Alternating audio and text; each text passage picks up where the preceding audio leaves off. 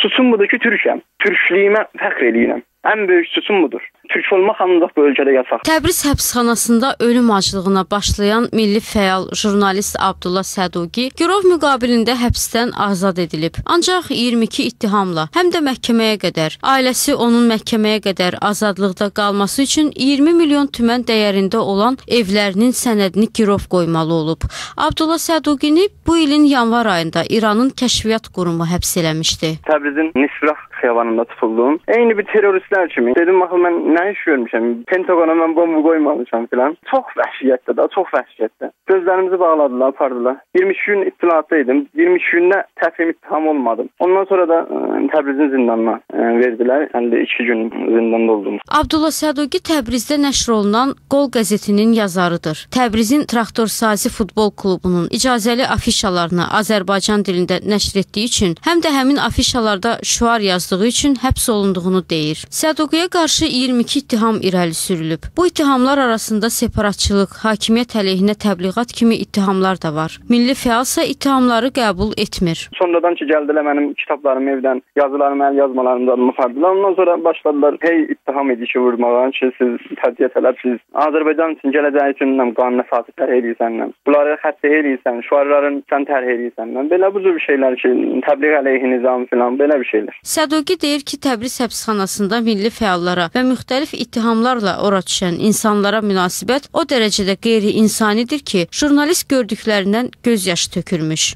Çox ağırdır. Bunun üçün yazacağım inşallah. Oranın durumunda, yəni tək mənim üçün yox, bütün insanlar orada zərdi çəkirlər. O qədər suçsuz insanlar var. Yəni oranın 60% suçsuzdur. Hüquq insanı riayət olunmur. Mən orada öz dərdimi buraxmışdım, ancaq gecə gündüz ağlamışam. Nə vaxt bu? Belə bir şey nə vaxt olacaq ki, bizim xalqımız gün görsün. Əsgərləri məcbur edirlər ki, vursunlar. Yəni zindanlıları suçsuz yerə, suçsuz yerə başlarından, qışlarından, bellərindən, hər yerindən vurmaq zət var orada. Mənim özümü ora saldılar. Yəni qatillərlə, yəni ağır cəzaları olan insanlarla ki, 5-ci günümüdür mən etisabımı elan edəndən sonra apardılar, saldır ora. Yəni vəhşət edirdim özüm, yetişcənin ora xof elədim, şifir verdim. Dedim, indi bura axır xətt, yəni burada da ayrı da kişiləşmək olmaz. Milli fəal qanunsuz yerə həbsdə saxlandığını əsas gətirərək həbsinin bir ayının tamamında aclığa başlayıb. Azadlığa buraxılmasına 4 gün qalmış isə bu aksiyanı daha sərt formada davam etdirmək qərarına gəlib. Su içməkdən də imtina edib.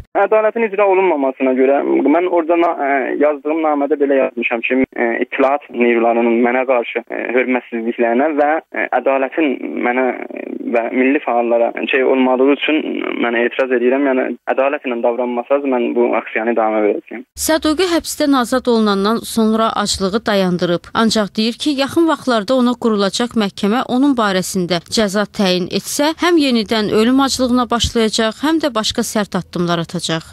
Bir daha dostluğa düşsəm, bütün bədənimdə, yəni geyimlərimdə mən Türkəm deyəm. Bunu yazacağam. Yazacağam, suçum ancaq türkçülükdür. Mənim üçün Azərbaycan bir amazdır. Azərbaycanın milləti xoş günü görməyi bir amazdır. Mən öz istəyimi, istər dilimlə, istər şahızımla, istər bədənimdə olan yazılarla onu göstərəcəyim. Anlamda yazaram ancaq.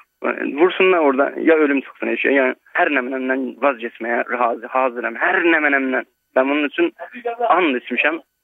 Dostluqda da yazmışam divarlarda. İlqarımı ödəməyi qanımla, yəni hazırım. Yəni nəinki bütün Azərbaycan sağlıları buna hazırdılar. Gələcək bizimkidir.